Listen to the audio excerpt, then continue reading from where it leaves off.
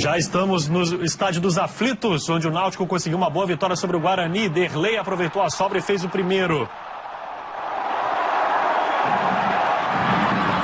Chiesa matou no peito e fez o segundo. Final, Náutico 2, Guarani 0. Estou aqui ao lado do técnico Giba, estreante na rodada, pegou o Guarani, sabe que vai ter muito trabalho, né, Giba? Foi o primeiro trabalho que você chegou no meio de semana, já dirigiu a equipe hoje. O que é que falta para esse Guarani na sequência? São muita coisa que nós temos que acrescentar à equipe. Não é? Tanto é que nós perdemos o jogo. Muitas falhas,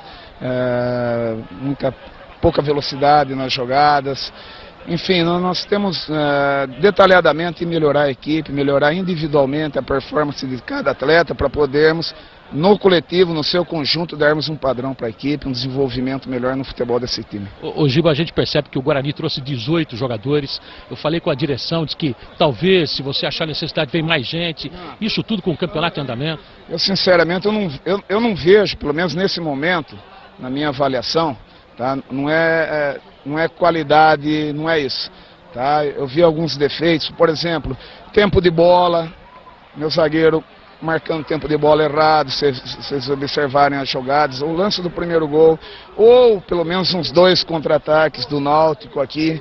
Então são detalhes que tem que ser corrigido, não é? Para que o atleta cresça, para que ele melhore. Também tem a parte de tempo de bola, não é? Acho que a equipe, muito talvez pela insegurança do atleta, enfim, são detalhes que dentro do vestiário, dentro do dia a dia, eu preciso melhorar para poder, no conjunto, repito, melhorar a performance do time. Só para encerrar da minha parte, está na zona do rebaixamento agora, né, Gil? Mas isso não me preocupa. O trabalho está se iniciando, o importante é terminar bem o campeonato. Obrigado.